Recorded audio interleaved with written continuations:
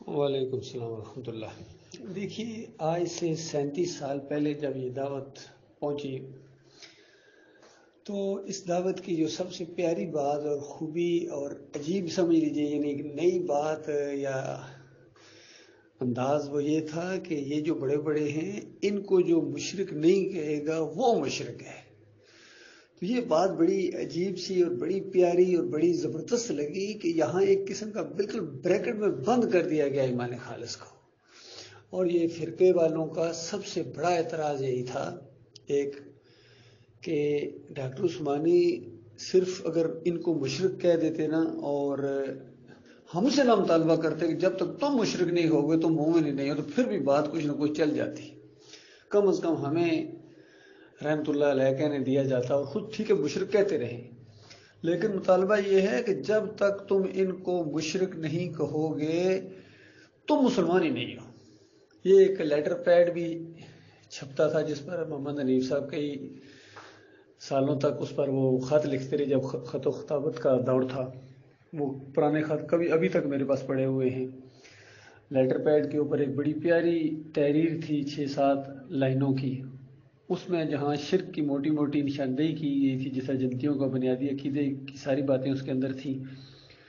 اور اس میں آخری لائن میں یہ لکھا ہوا تھا کہ اگر کوئی خود تو شرک نہیں کرتا لیکن شرک کرنے والے کو اپنا امام سمجھتا ہے یا اس کو مشرک نہیں سمجھتا ہے تو وہ بھی مشرک ہے۔ یہ لکھا ہوا تھا اس کے اندر۔ بڑی زبردست وہ دعوت تھی، اور یقین کیجیے جس چیز کو خط لکھتے تھے نا تو بڑے اچھے انداز سے پوری بات اس تک گویا پہنچ جاتی تھی۔ آپ اسے اندازہ لگائیں کہ محمد حنیف صاحب نے کچھ عرصہ بعد وہ لیٹر پیڈ تبدیل کر دیا، کیونکہ اس کے اندر تھوڑی سی دعوت کھل کے سامنے آتی تھی۔ تو جب انہوں نے لیٹر پیڈ تبدیل کیا تو مجھے وہ بات اچھی نہیں لگی۔ اس میں صرف انہوں نے پھر وہ آیت دے دی سورہ زمر کی کہ جو طاغوت سے اجتناب کرے اور اللہ کی طرف آ جائے اس نے مضبوط سہارا پکڑے جو کبھی نہیں ٹوٹے گا۔ بس صرف یہ آیت اور اس کا ترجمہ لکھ دیا، اور باقی ساری جو کھول کے اس کے اندر دعوت تھی وہ ختم ہو گئی۔ تو یہ سٹیپ بائی سٹیپ ان کے اندر طاغوت کے لیے نرمی پیدا ہوئی ہے۔ پھر آخر میں آ کے جس طرح 2016 میں بھی ایک مسئلہ اٹھا تھا، 2005 میں بھی ہوا تھا، وہ ذرا جس انداز میں تھا اس میں پھر جماعت نے ان کی وہ کی، پھر ان کو توبہ بھی کرنی پڑی اس سے۔ لیکن 2016 کے اندر میرا اور سہیل خان کا اس بات کے اوپر اختلاف ہو گیا تھا کہ طاغوت کا نام لینا یا نہیں لینا ہے۔ تو سہیل خان جو لاہور میں ہیں، سہیل خان موٹے سے، ان کا یہ کہنا تھا کہ نام نہیں لینا ہے، صرف اس طرح دعوت دینی ہے۔ طریقہ یہ ہوتا، وہ طریقہ بتا رہا تھا، کیونکہ یہ طریقہ اندر چل رہا تھا۔ میں تو یہاں ذرا بحرین میں تھا، وہ زیادہ قریب تھے وہاں محمد حنیف کے اور سسٹم کے، تو وہ طریقہ بتا رہے تھے کہ طریقہ یہ ہوتا ہے کہ کہو کہ جس کا بھی یہ عقیدہ ہے نا، یعنی کہ روح واپس آ جاتی ہے، واسطہ وسیلہ ہے، بس وہ مشرک ہے، وہ طاغوت ہے، نام نہیں لینا ہے۔ یعنی اب احمد بن حنبل کا نام نہیں لینا ہے، ابن تیمیہ کا نام نہیں لینا ہے، اشرف علی تھانوی کا نام نہیں لینا ہے، مودودی کا نام نہیں لینا ہے، صرف اس عقیدے کا رد کرنا ہے۔ اور بے شک فتویٰ لگاؤ کہ جس کا یہ عقیدہ ہے وہ مشرک ہے، وہ طاغوت ہے، لیکن منہ سے نام نہیں نکلنا، آپ نے نام نہیں لینا ہے۔ تو میرا اختلاف ہو گیا، میں کہا پھر تو کہانی ختم ہے بھائی، نام اگر نہیں لینا ہے تو۔ میں تو پہلے دن سے جب آیا ہوں تو نام لینے پر تو سارا اعتراض تھا ان مسلک پرستوں کو، اور ڈاکٹر صاحب سے یہی مطالبہ تھا کہ آپ نام لیتے ہیں، نام نہ لیں، بس عام بات کریں اسی طریقے سے۔ ڈاکٹر صاحب نہیں مانتے تھے، نام لے کے انگلی رکھ کے نشاندہی کرتے تھے، ورنہ کس طرح پتہ چلے گا۔ تو یہ بات جب مرکزی شورا میں گئی، اور میں نے پھر جب یہ اس طرح ہمارا اختلاف ہوا تو میں نے جو اس وقت ابھی بھی شاید وہی مالیات کے ناظم ہیں تسلیم صاحب، ان کو میں نے کہا کہ یہ سارے یہ کلپ میں نے بھیجے، میں کہا یہ مرکزی شورا میں آپ رکھیں، حنیف صاحب کو سنائیں، اور جب سنا چکے تو پھر مجھے فون کریں، میں محمد حنیف صاحب سے ٹیلی فون پر بات کروں گا کہ یہ دیکھیں سہیل خان کیا کہہ رہے ہیں۔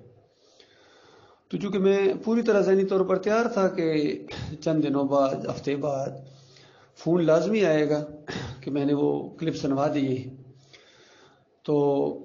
اسی طریقے سے بہرحال چند دنوں کے بعد فون آیا تسلیم صاحب کا کہ یہ شورا بیٹھی ہوئی ہے، حنیف صاحب سے بات کریں۔ یہ 2016 کی بات ہے۔ تو میں نے بات شروع کی تو حنیف صاحب جناب وہ سمجھانا شروع ہو گئے کہ بھائی نام نہیں لینے ہیں، اور پھر موٹے موٹے نام، خاص کر شاہ ولی اللہ کو آپ سٹیج سے کیسے کہہ سکتے ہیں کہ شاہ ولی اللہ نے گمراہی پھیلائی؟ میں نے کہا لو جی،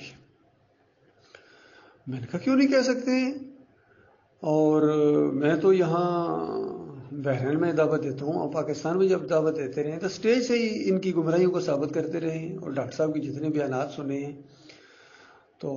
یہی تمہاری دعوت ہے، اسٹیج سے ہم کیوں نہیں کہہ سکتے ہیں کہ شاہ ولی اللہ نے یہ شرک پھیلایا، یہ گمراہی پھیلائی؟ انہوں نے خیر گمراہی کا لفظ استعمال کیا تھا، گمراہی پھیلائی۔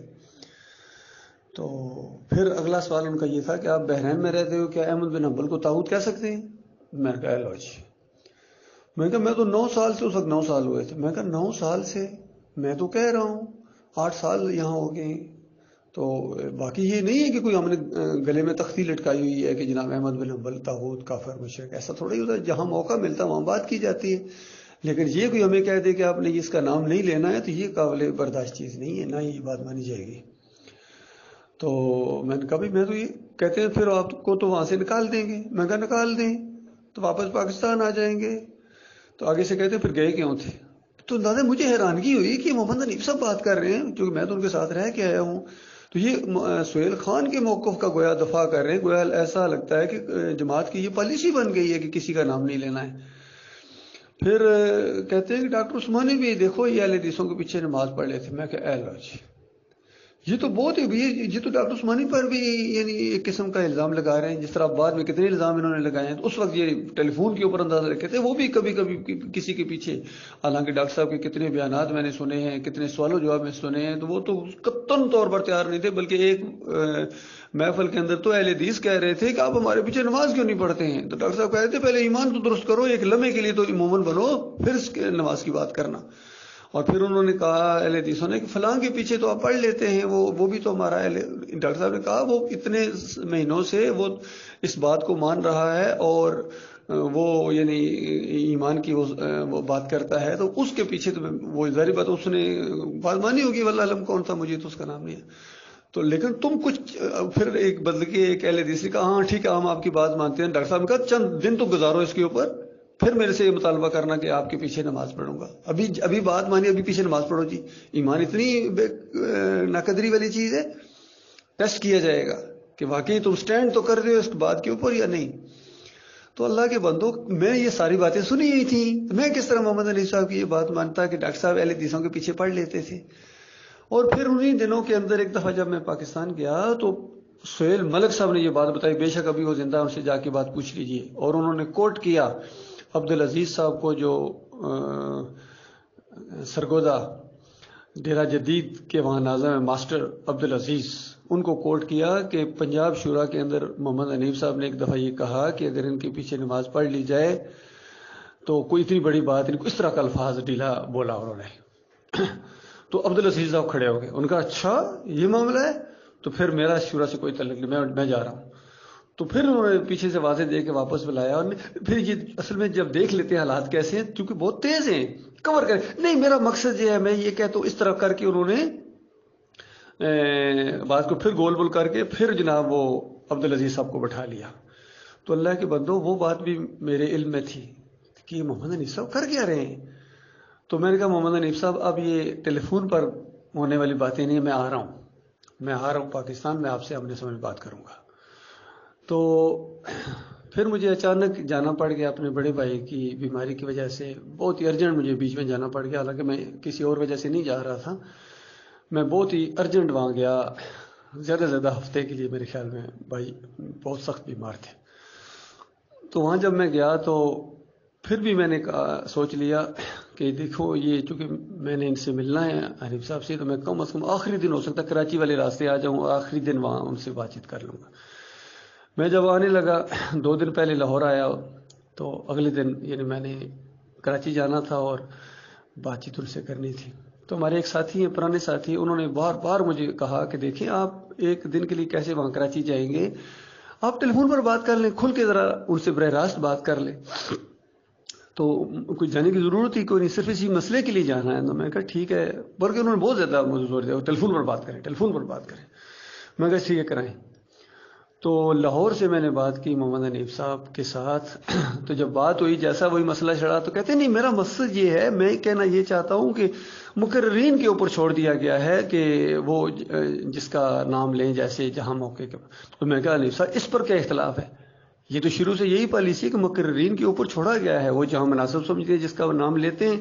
لیکن اگر پالیسی بنا دی جائے کہ نام نہیں لینا، مجھے تو اس سے اختلاف ہے۔ باقی مقررین اگر کسی تقریر کے اندر نام نہ لیں یا نہیں تو وہ ان کی اپنی مرضی ہوتی ہے، حالات کے تحت وہ دیکھتے ہیں، لوگوں کو دیکھتے ہیں کن کو دعوت دے رہے ہیں، کیسے دے رہے ہیں، کس طرح کے لئے، کبھی نام لیتے ہیں کبھی نہیں لیتے ہیں، کبھی مختصر تقریر ہوتی ہے کبھی ذرا تفصیلی ہوتی ہے، اس کے اوپر چھوڑ دیا جائے، پالیسی نہ بنائی جائے کہ نام نہیں لینا ہے، کیونکہ پالیسی بن گئی تو پھر تو وہ نہیں نام لے سکے گا۔ میں تو پالیسی بنانے کے خلاف ہوں۔